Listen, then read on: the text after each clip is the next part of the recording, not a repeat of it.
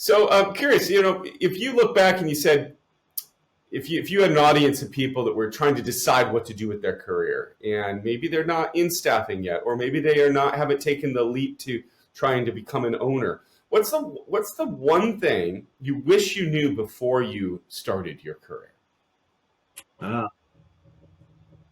You gotta, again, I think the one thing that always to drive like where you want career wise is what do you enjoy? What's the why in yourself, right? I think Yeah. most people don't, Mm-hmm. especially coming out of college, they don't know why, right? They're Yeah. going, I just spent 4 years of college learning all these things, and it's very much book smart, but we didn't go, who are you as an individual?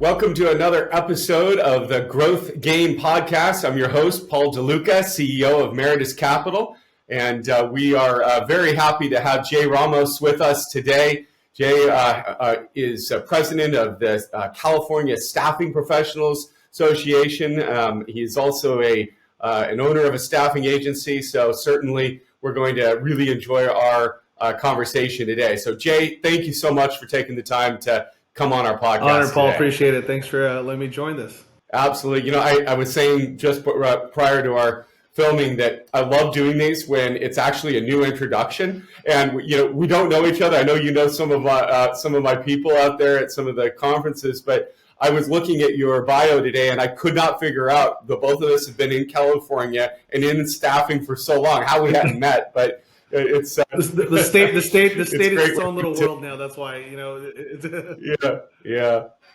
absolutely. But anyway, thank you so much, Jay. Really appreciate it. So, just a quick little background on me.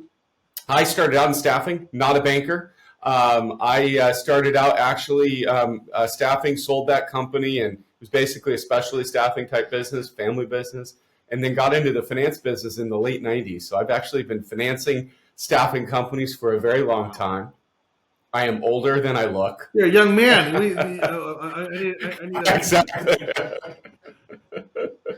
Yeah, I've been financing staffing agencies since the late '90s, and we absolutely love it. So we've financed over 800 companies over the years, from high growth startup all the way up to our largest client right now is a $400 million company. Done some M&A in staffing as well in the early 2000s. So everything I do every day is get up and figure out how to help my clients and our prospects, primarily in staffing, grow.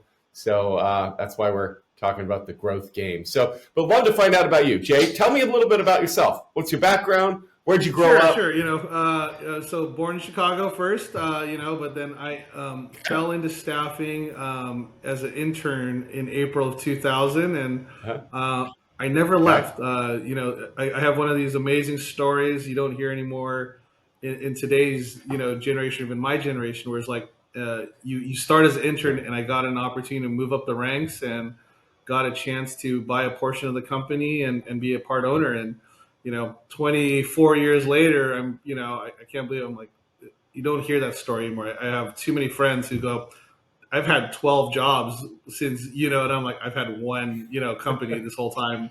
So it mind boggles me sometimes. I'm like, how my career has. Congrats. That's amazing. That's a great story. I love that. Started as an intern and now 25 years later, still with it. I love that continuity, right? And you really grow to really understand something, but that's fantastic.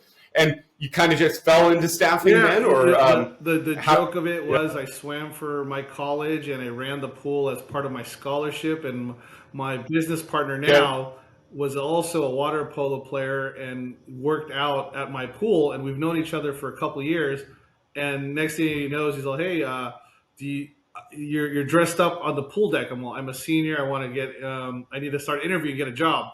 And he's like, "Oh, yeah. Why don't you come interview for me?" And I thought, "Aren't you a teacher? Because you got to swim during lunch." I thought everyone there was a teacher. And this guy's a business owner. And he's like, "Come interview at my company." And I was like, "What do you do?" He's like, "I recruit." He's like, "Well, I tried to go in the military when I was 18. I didn't go, and now you want me to go after college?" He's like, "No, we're not Army." It's like, we have a business that just does recruiting, because you don't hear about it. Like no one tells you. Out of college, you can be a recruiter. and that's Right. like the career path. And Right. blessings aside, it was like I'm amazed that I had this opportunity to be where I'm at in my career.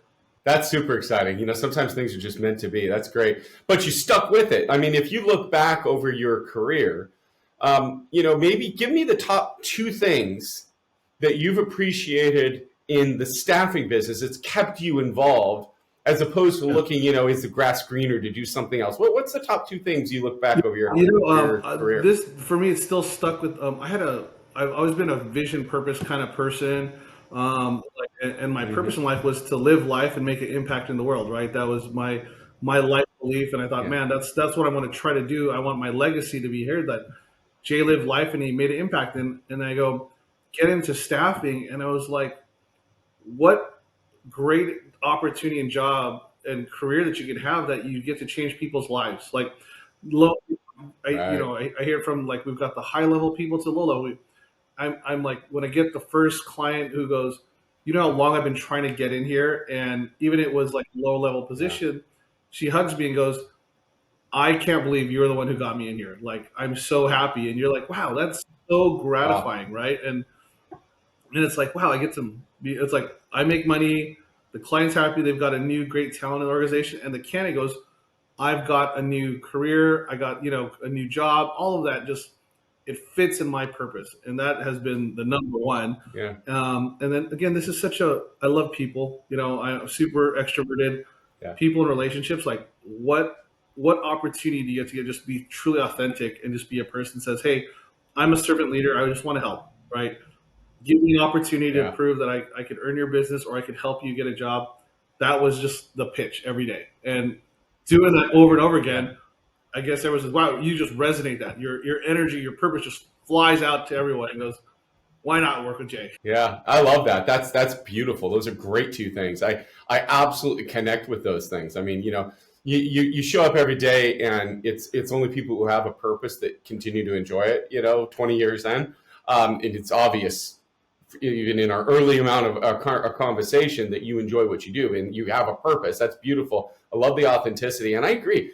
Like really, we're helping people every day, whether we're on the staffing side and we're helping people solve problems because they need staff, or whether we're on the recruiting side helping people get the right jobs. It's just a beautiful win-win. And if you are an extrovert and you enjoy working with people, it's a great industry. I think that's why it attracts and retains people who are authentic. That's an interesting thing that I've seen in the staffing business. Same on my side. It's something I enjoy. I love seeing young entrepreneurs or entrepreneurs that have been working for somebody else for many years decide to do it themselves and be able to finance their companies and see them grow and create some value in their businesses. It's a beautiful Yeah, thing to wake up absolutely. and Yeah, do I that every think day. one of the things I think of that makes from our industry that makes so much impact was the pandemic, right? When the world shut down, Yeah. staffing was such an essential business, and we were fortunate in California. We were one of the vendors who was able to do Hmm. the vaccinations, and we're at a point. Oh wow. We were the ones going, oh my gosh, we're at Dodger Stadium, we're at the OC Fair. Well, we need 1,000 attempts to put vaccines into people, and we're like, wow, we're saving lives now. We're not changing lives. We are saving lives. Yeah. It was such like the total theme Wow. of it. And I thought, what an impact from an industry that wow, how do you organize and collaborate with so many services and companies to go, wow, we get to put this together for a mutual, vision and purpose here that goes, wow, we need to help people get vaccinated so life can go back to normal, right? That was the kind of Yeah, I love message we were that. just shooting out, and it was crazy to that during those times. And Yeah. till this day, that's why I was like, what a day when you go, wow, we really made a real impact in the world. Because sometimes they just go, you're just another agency. And I'm like, no, we're really the world moves with the people we Yeah. place. It's kind of cool. Yeah, that's amazing. That's a beautiful thing. Talk about having a purpose that gets fulfilled, showing up and being able to help people during the pandemic. I think that's brilliant. So I'm curious. If you look back and you said, if you had an audience of people that were trying to decide what to do with their career, and maybe they're not in staffing yet, or maybe they haven't taken the leap to trying to become an owner, what's the one thing you wish you knew before you started your career? Uh, you gotta again. I think the one thing that always to drive like where you want career wise is what do you enjoy? What's the why in yourself, right? I think Yeah. most people don't, Hmm. especially coming out of college, they don't know why, right? They're Yeah. going, I just spent 4 years of college learning all these things, and it's very much book smart, but we didn't go, who are you as an individual? What are you? Who are you as an individual that's going to take all your strengths and just become a great person in society and make an impact, right? I think that we missed that part, and I think that's and it's the one thing I say is don't include money. Money is not the most important thing, right? Yep. If you start I your life agree. going, I need to make money to be happy, stop, reinvent yourself. Let's think about it, right? Yeah. You know, when you're in like our business, I joked on how much I dreamed of like I'm gonna one day own a business. I know my career path was one day I'm gonna do so good I'm gonna chance to own a business, and I'm like, wow, I get to do that. Then you go, be careful what you wish for because you go, everyone goes, oh, you're rich. No, owning a business means you're not rich. You are in heavy debt constantly. You are, Yeah, you're working for somebody yeah, else, right? Yeah, that's yeah. interesting. But I love that. I think that's beautiful. Wake up, figure out before you start your career your why. And I agree. If you're money motivated, you never find happiness. If you have more to it and it's fulfilling a purpose that's bigger in your life and for your family, then you can find success in whatever career Yeah. you choose. But I think that's such a great point. I find that happy people who find joy in their day to day are the people who have Yeah, figured that because I think out. it comes down to And values. I think it's the it's very values. important. Your I values agree. are again values is money. There's not much depth into Yeah. it, right? Because anyone can make money. I Yeah. think even Yeah. today's society, money is Yeah. everyone has an opportunity to make Yeah. money from even a full time job to just the gig economy. I'm going to work 3 gig economies to make Right. money. That's what is that? What do you else? What does that give you? And the why is okay. Yeah. What am I Right. shooting for? So. What would you say is one of your biggest challenges that you see in staffing companies in general today? Like, not maybe even specifically your biggest challenge, but just the industry. Like, what do you see as the biggest challenge staffing is having? Staffing is evolving today so much, especially with AI. And the model Mhm. was find people, find clients, put them together, right? That was the Right. deal, right? That's the Matchmaker. Yeah. simplest way of putting Yeah. it together, right? Now you have Yeah. technology trying to automate everything, and people are leaning on it so much that it goes, boy, Hmm. you're making it harder for you to build that relationship and rapport because this is truly a people business. And I think from a staffing industry and a company wise, is go back to a little bit of take technology and go back to some of the roots. Go, what are you best at staffing, right? Go back to what's the pool of talent I am working with and market that because there's too much shortage in the world today, right? More jobs, unemployment is super low. Our birth rate is Hmm. just getting dismal. So we're not producing. There's not enough. Yeah. We're not Right. producing enough children and workforce for the next generation to succumb. That's right. You have to go and decide what's our business and how do we change our way of modeling. It's like Hmm. go back to relationships, Yeah. look at people, look at reskilling people, look at that to try to fill the gaps. Now I think that is the way we're going to change because and we'll improve the staffing industry's reputation because I think the hard part of staffing is you I applied with a staffing agency that never placed me. Well, be cautious of what are you best at. Hey, go. Do I are you in my wheelhouse of staff of what I can place? If I can, Yeah. there's in California there's 2,000 staffing companies. Refer someone. Hmm. That's why I'm part of CSP. I've been president of CSP. Is like you build Yeah. community. Like I know there's trusted owners and people that I believe can take care of candidates that I want to refer well.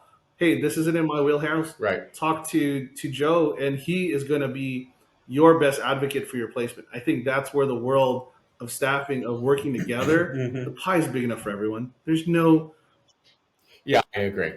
It's such a huge pie, and it's growing, and it's good to be able to know what you're best at, and be able to have good competitors that you can feed off of, both for interesting ideas, helping with job boards. I love that. I totally agree with that. It's funny. Like my very next question was, and you led right into it. But before I go to CSP, I want to just kind of re-highlight, because I really appreciate you're basically saying the biggest challenge is how do you maintain the people-oriented business of staffing and continue to maintain the relationships in an era of technology, and where so many things are moving to technology first, and how does that marry? And I agree. I think that there's the right fit. It isn't 100% either way. It's not 100% tech. It's not 100% only relationship. You need to be able to adopt both, but maintain those relationships, because in the end, people want to do business with people that they enjoy working with, and they're not going to sit in front of a computer to solve all of their problems. It's not human nature. Absolutely. And so I agree with that. And I think that's a challenge that we are going to see over the next 5 or 10 years, kind of a balance come together. But yeah. So, the next question was really about CSP. So the California Staffing Professionals Association has been around for many, many years. But I'm curious, your involvement, how has it guided your success? What are some of the things that you get back for being involved with an industry? An industry association. Being in this industry for 24 years, and starting as an intern, I got to go to one of my first events early on for a training. It was Danny Cahill back in the days, and me and Danny are good friends.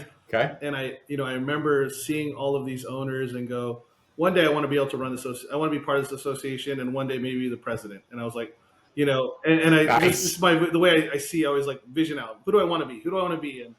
And then what I got out of it was everything was like this community of owners, leaders, managers. I learned so much. Like we were a small company when I joined, and I was like, wow, like I had this plethora to go, hey, there's only 3-4 people in our office. How big is your organization? What do you guys do differently? And it was such a friendly like atmosphere where people were very easy to say, I'm going to share you our playbook. I was like, wow, you're super like helpful. Why? I was like, really? And it was just one of those things where people took me under their wings and showed me the industry partners, I met, like they guided me to like, hey, here's how I could help your business be more efficient. Here's how me at my recruit desk, like this tool will help you be a better recruiter, or this will help you be a better salesperson. Leadership is and management is like, no one goes to business school. They say this is how to be the best manager. I don't care what anyone says. You go to business school. No one goes, this is how you're going to deal with people. And I'm like, I'm a new manager, and I moved up the ranks. I used to be a peer, now I'm a leader. And you're like, how people are going to follow me? I have to ask someone for help here, because I'm like, I do not understand what's going on. People are turning on me fast. That's great. Well, I mean, that's amazing. So you really sought the CSP for good mentors then. It seems like it's really become an area for mentors and mentees. I think it comes from my sports background. Like I was big on sports. I believed in coaches. Like I took direction from people like, hey, why are people, there's people there who give you that, like, take off the blinders. They see the outside of more of the bigger picture, help guide you, because you're not the smartest person in the room. I know I'm not. I know I'm never the smartest person in the room. Yeah, I agree. I've always said that myself. Put people smarter than me around me, and I'll be successful, is what I've been doing since the 90s when I got into this business, and I agree with that. Having that humility to ask questions and learn, I think it's a trait of a successful entrepreneur. Frankly, a successful entrepreneur that people want to be with and do business with. It's such an important trait. Yeah, absolutely. Yeah, that's great. Curious, what would you say is some of the biggest opportunities you're seeing in staffing business right now? Yeah, again, our industry is at, I think, this amazing tipping point where we are in a market of shortage of talent and low birth rate, and we've got this generation coming out of the workforce. I forget the number. I think it's like 10,000 a day. I forgot the number, but it was like the baby boomers are leaving daily at the workforce, and you're going, who's going to fill the gaps? And you're going to go, hey, again, companies, feel free to try to hire your own. I get it. but if you're not Yeah. going to have enough, you're going to have to use staffing in some form or fashion, temporary for just to fill gaps, perm for like succession planning. All of that is, we're at the seat of the table today because workforce is so important to make the world run right now. And Yeah. Yeah, I agree. That's the biggest opportunity. It's the demand for quality staff is going to just really continue to grow, and the supply is going down. That's pure demographics, right? We know that, which is going to be such an interesting period of time to be in, where we're going to see so many positions being repurposed. People keep highlighting in the news that everybody keeps saying, "Oh, AI is going to take our jobs." No. The reality is, there's plenty to go around. AI is going to take some jobs, but a whole lot of those people are going to be repurposed into other things that there's a shortage. And that mismatch, there will always be a mismatch, but I see that opportunity in staffing is it will always be there. You will always have the ability to connect those two, the supply and the demand for quality staff. So that's great. And I agree. I think it's the best time to be getting into the staffing business. I'm seeing an incredible time period right now for people to really get into the business and grow. I totally agree with you.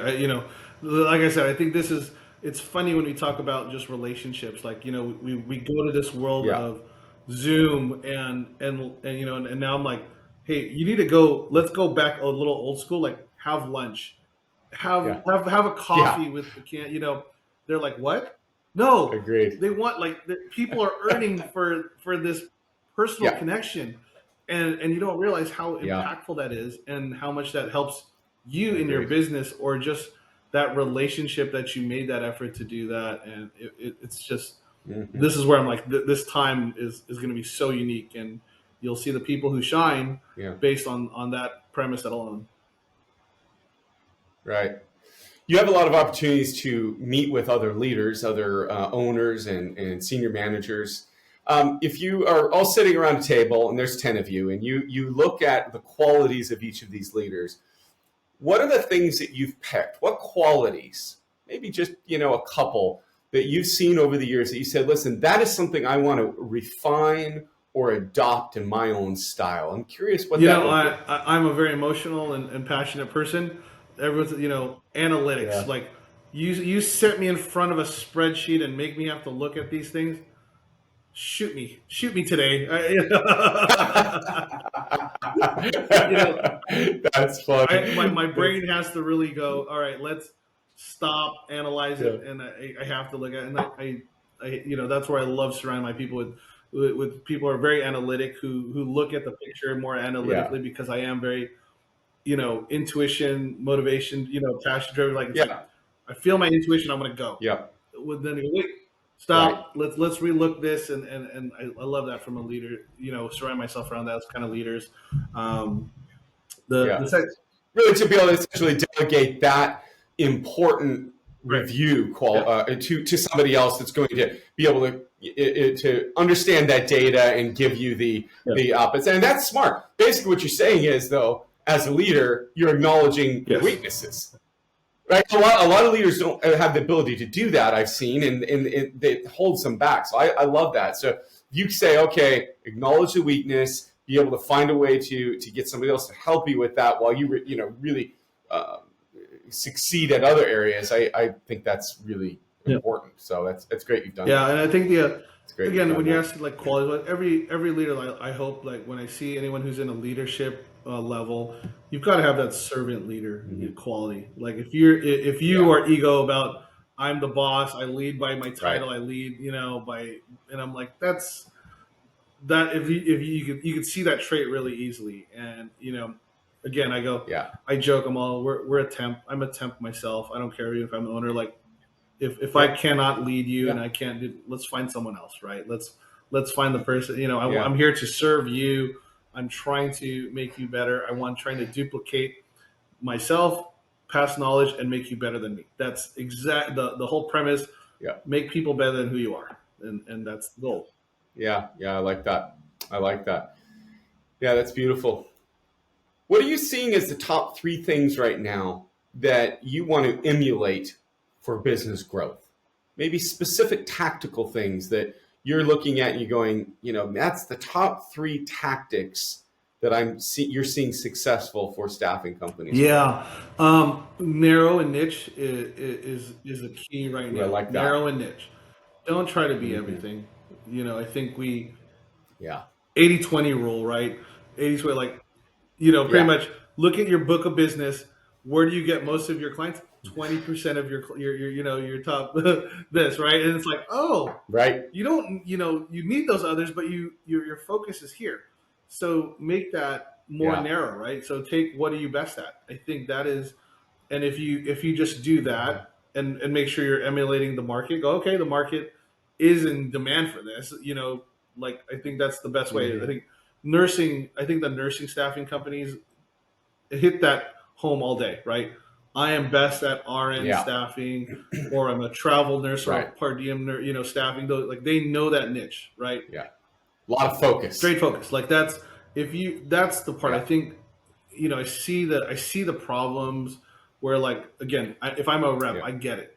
My job is to get jobs, Hmm. but then you go, wait, what jobs am Yeah. I supposed to get? They struggle with, well, this client just talked to me and they're going to give me a job. Well, think about it. Is Yeah. that in our wheelhouse? You're taking a job that we're not Right. best at, and unless there's a referral, a friends and family connection, or some kind of Yeah. branch of our core business, it's kind of hard to win in those kind of places, right? And I think that's the Yeah. what to emulate. There's definitely firms that are best at, like, boy, we don't divert, and we don't, and I think Hmm. staffing companies don't say no enough, Hmm. right? I think today's world, Yeah. take what Yeah. I can get. I hope I can place it, and that's just gonna. Hmm. Learn to say no, stay true to yourself, focus on the things the niches and that you can really grow. I think that's really smart. And then that actually enables expertise, which enables more growth. I really like that. So, number 1, in your opinion, focus on the specific niche. Okay. So, Jay, tell me exactly, how did you get your start? What other things are you seeing successful staffing company owners do Yeah. to grow? Again, I think automation is key. Hmm. Automation is a big use of it. You've got to. There's a lot of things that, if you are not using automation, you're going to be left behind on times, on efficiencies, and you need automation to Yeah. help. I'm a big advocate. I don't know if Larry showed, like, so we own an offshore side of the business. So we have a sourcing team, we have onboarding team, we have, there, and we have some recruiting. So we have offshore teams so that we can help like, our US team can be focused on strategic and client facing things. I don't want someone here spending time looking at resumes all day. I don't want someone trying to book appointments. I'm paying for you to be engaged with a client or a candidate, right? That's your job every day. So how do you do that where you have some kind of a partner or support with our staff, and that helps to help, expand your balance of day, and helps with your efficiencies. And again, it's kind of people and technology all together, just helps you grow there. Because, and again, the cost is crazy, right? You think about inflation, salaries are going up. I don't want someone literally getting paid to look at a resume all day. That's a horrible efficiency right there. So, Jay, tell me exactly, how did you get your start? Yeah, so we started in India our first time in '07, and the model was phenomenal. I love the model. And during that time, we had some challenges from a candidate experience. So, and again, I don't want to sound like this is bad mouthing them. I think India's done a phenomenal job in being the leader in outsourcing.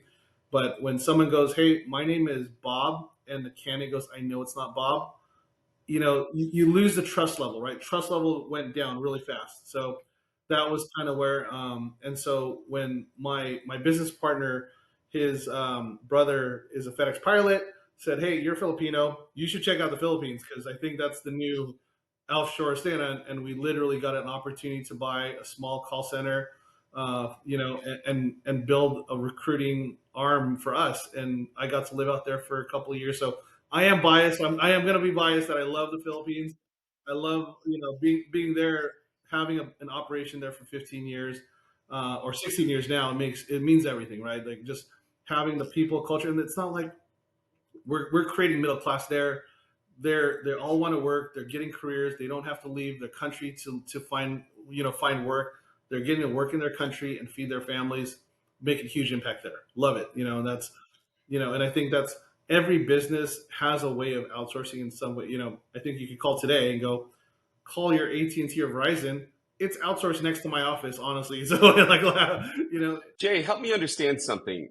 Why did you choose to focus on the offshore model? I know you primarily have chosen the Philippines. Why did you choose the Philippines, and why did you choose that model? I think if you're choosing an offshore, like again, by like this is where you need to find like understand what success looks like and make sure you can measure it. If you can't measure it and just then have that interaction and liaison constantly, because it has to look like that team is your team in the US, right? It has to look like they're exactly the same. Don't treat them any different. They're just on the other side of the country. And you know, that's hard for some people. And that management and metric. And once you find that partner that helps to be a liaison or help you with that, stick with it and you're going to shine well in outsource using an offshore business.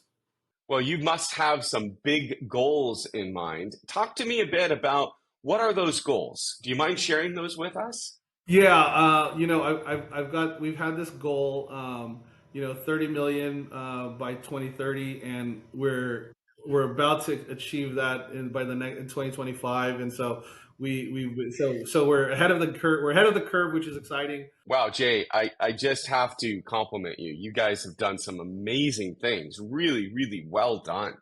Thank you. Thank you. Thank you.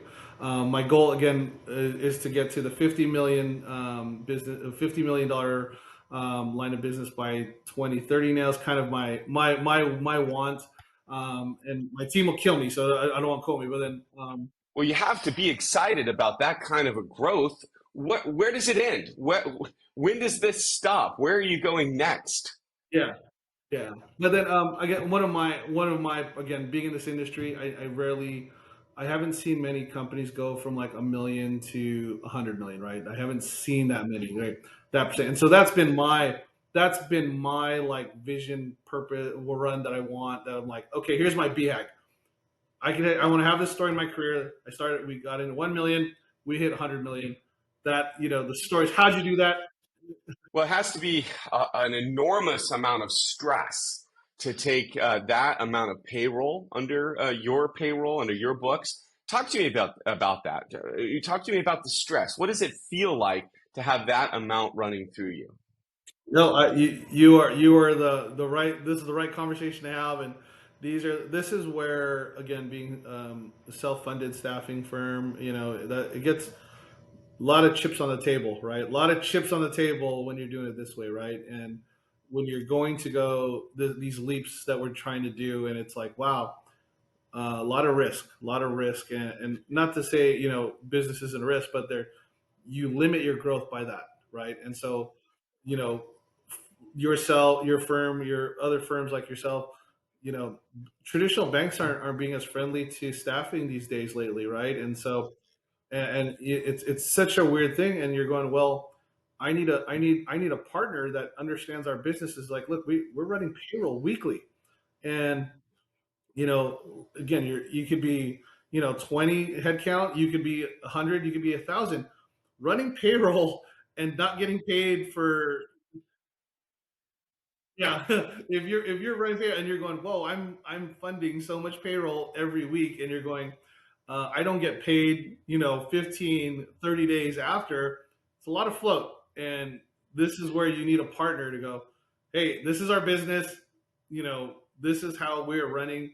We will get paid. We are profitable, but I need a funding partner. I need a banking partner, and that, and I think for us, I think one of our biggest things that we're looking at is like how to fund acquisition, right? I think we're in an interesting time where like I see my community of staffing owner friends and going, wow, this is people are getting aged up. They're going, hey, I want to retire. I'm ready to step down. I don't have a succession, and or I'm not ready for this next era of technology and staffing. I don't want to play in this game anymore, and they want to cash in their chips. And you're like, boy, I know a lot of these people that I go, you've got great businesses, you've got a great, we've got to find a way to like I would love to find a way to go, okay, I've got a deal on the table that I can make this happen with a strategic, funding or, equity partners, and go, look, this is what we're going to do. So we can kind of roll you up in an organization, and, we've got offshore, we've got marketing,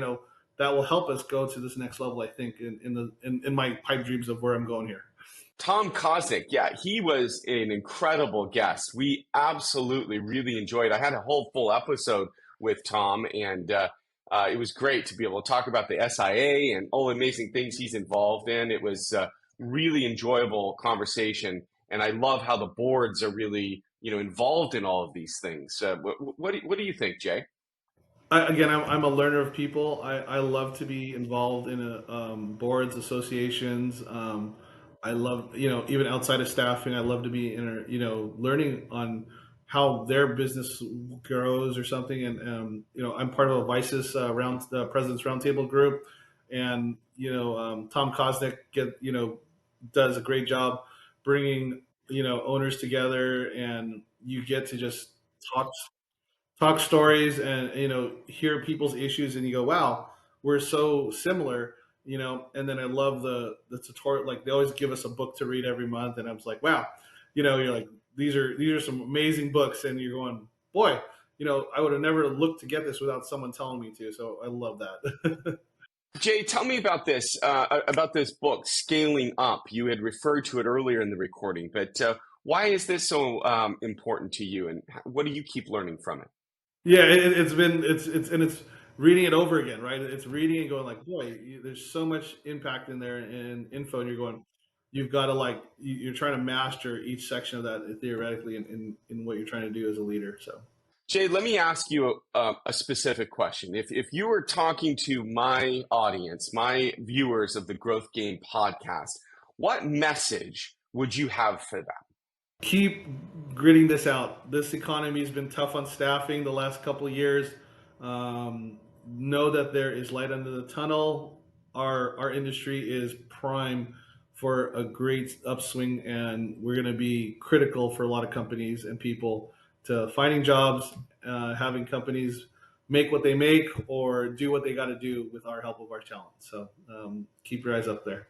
Jay, I have to thank you. It has been an absolute honor having you on the podcast this week. I really appreciate your time. It's been absolutely very enjoyable. Honored. Thank you very much. Well, that's another wrap of the Growth Game podcast. It's been an enjoyable recording today. It was great having my friend Jay Ramos on, and it's great to be able to have him, and really enjoyable. So that's it. It's another end to the Growth Game podcast. I'm Paul DeLuca, CEO of Meritus Capital. Until next time, subscribe down below, and we'll see you next time.